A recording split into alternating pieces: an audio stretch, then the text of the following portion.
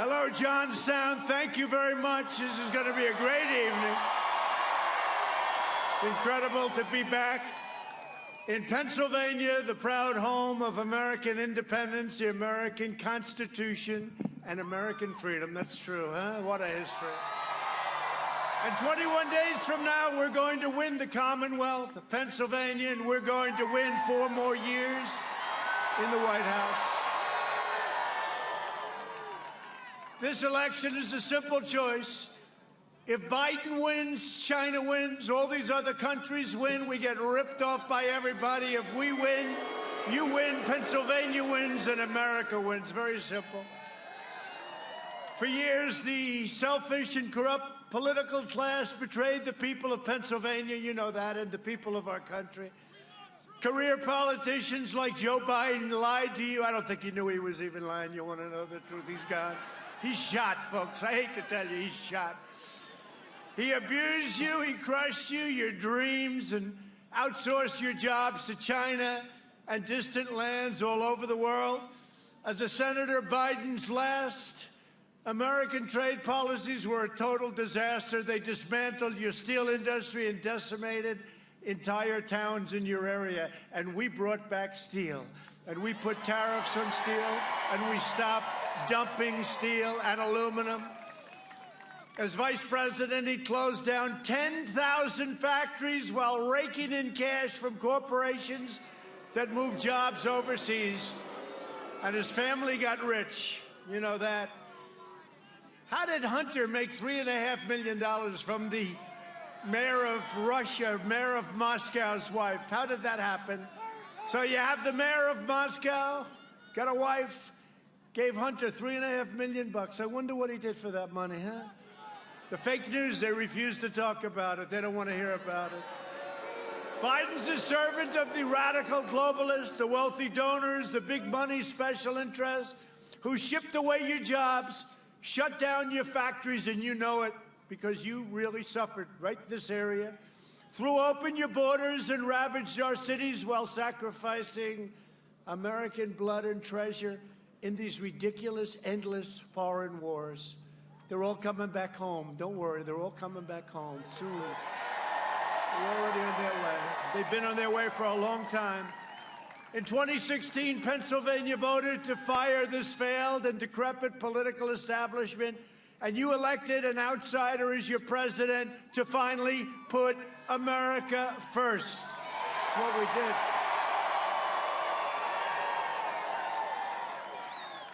And we did not come this far, overcome this much, and fight this hard only to surrender our country back to the depraved Washington swamp. And by the way, did we catch them? We caught them. We caught them. We caught them. Watch what happens. Watch what happens. They spied on our campaign.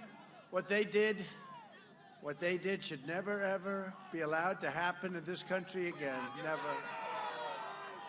Watch what happens. This is the most important election in the history of our country. Biden has made a corrupt bargain in exchange for his party's nomination. He has handed control to the socialists and Marxists and left-wing extremists like his vice presidential candidate. That's another great one, isn't it? I just watched her on television coming in, because the great thing about Air Force One, we have more televisions. They're in closets. They're all over the place. They're on the floors, on the ceilings. And I watched her, and I compared her to Amy, great future Supreme Court Justice.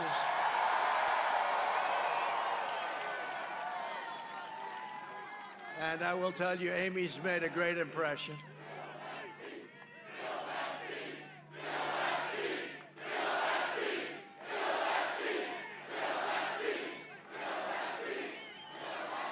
And you know Biden, he can't stand up to the lunatics running his party. He can't even find his way off the stage without him. Look what's happened. Yesterday, he didn't know the name. He said, you know the guy, I think he's a Mormon, right? He said he's a Mormon. He was talking about Mitt Romney. He forgot Mitt Romney's name. Can you imagine that? Can you imagine? Then he didn't know where he was. He said, where the hell am I? Where am I? No, he's shot, folks. He's shot. I'm running against the single worst candidate in the history of presidential politics. And you know what that does? That puts more pressure on me. Can you imagine if you lose to a guy like this?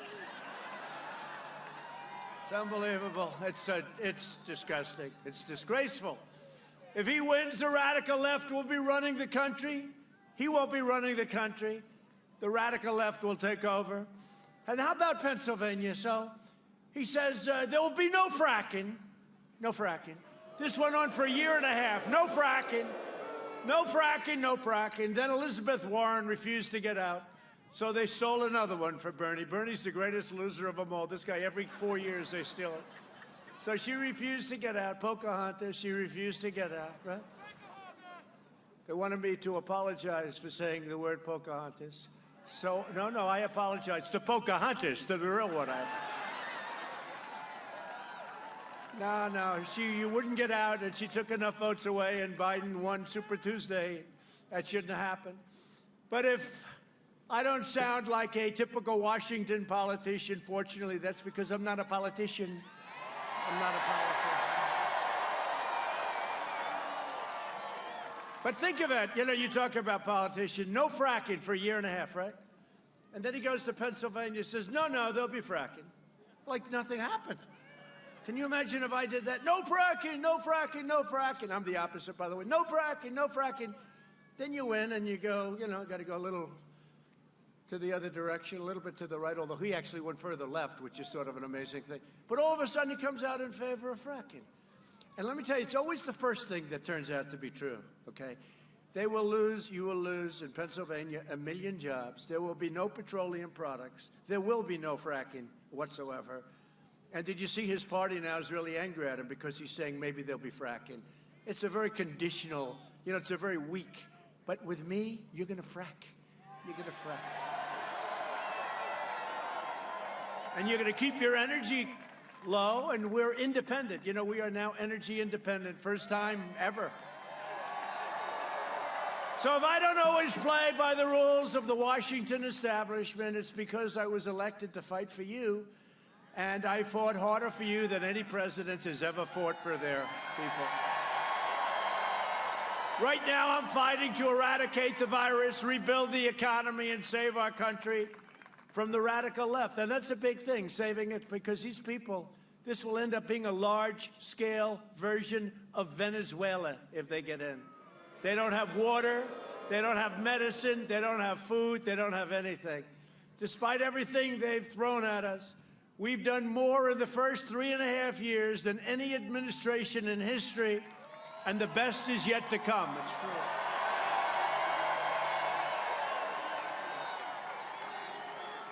A recent Gallup poll just came out.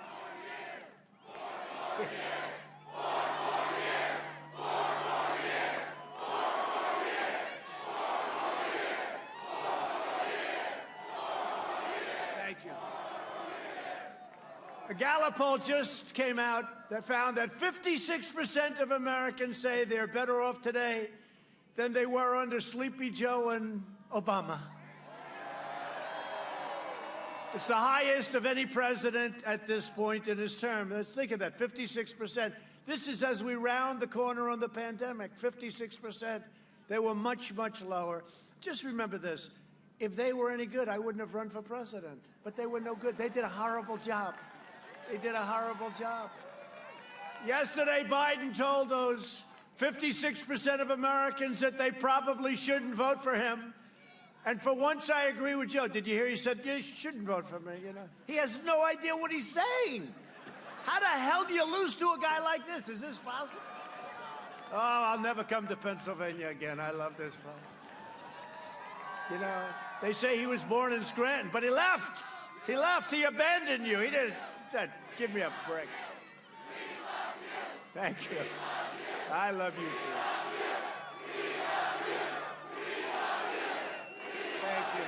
Thank you. Thank you. By the way, there's a lot of people here tonight. A lot of people. I wish the fake news would show it. They never turn the cameras, I go home.